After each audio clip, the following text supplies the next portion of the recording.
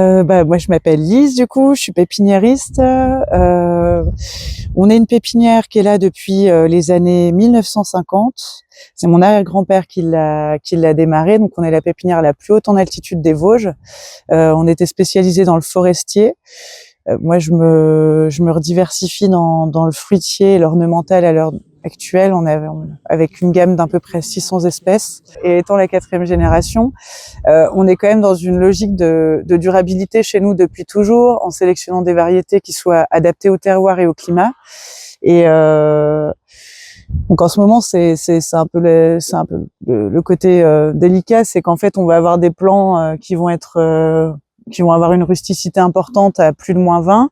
Mais maintenant, il faut aussi réussir à trouver des plantes qui vont résister à des sécheresses assez longues. On fait quasiment que de la vieille variété ou des variétés qui sont assez locales. Là, à l'heure actuelle, moi, j'ai quand même une grosse partie en plateforme et en serre avec donc une irrigation à la paume. Mais là, je me retrouve des fois avec déjà 2 heures d'arrosage par jour au mois d'avril. Et en forestier, c'est la même problématique. Il y a de la perte, quoi. Clairement. Et c'est pas, voilà, là, on n'est plus sur juste des sécheresses estivales. On est même sur sortie de végétation à des périodes où il y a quelques années, il n'y avait pas de problème, quoi. Puis il y a ça aussi, hein, l'ensoleillement est beaucoup plus intense.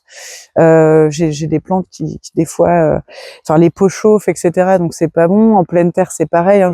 Donc là, on va avoir ombrage, hein, obligatoirement en pépinière, c'est comme ça qu'on va jouer. Et puis après, il faut aussi les habituer un petit peu à avoir soif. Donc c'est sûr, on va peut-être faire des plantes qui vont être moins grand supermarché, et grand commerce, quoi.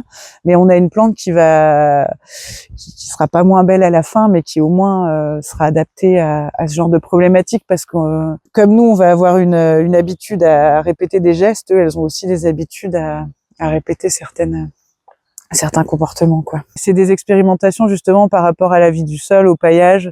Ça me permet de voir vraiment à quel point on a une résilience. Après, c'est pareil, moi je travaille sur mes massifs personnels, ceux où je fais de l'expérimentation et de l'acclimatation. Je pense que c'est aussi pour ça que les gens viennent chez nous, parce qu'il y a quand même un réel conseil par rapport à ce qui est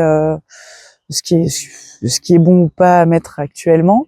J'ai du mal avec la notion de bon ou de mal, mais bref, en tout cas, ce qui est adapté actuellement à mettre en place, c'est un conseil adapté. Et je pense que c'est ce qui fait la différence aussi avec une grande jardinerie, c'est qu'en fait, on les a de la bouture à l'âge adulte, et on voit bien en fait en fonction des essences, celles qui sont plus résilientes que d'autres, et le conseil, du coup, il y a moins de pertes, c'est sûr, chez les gens après, oui.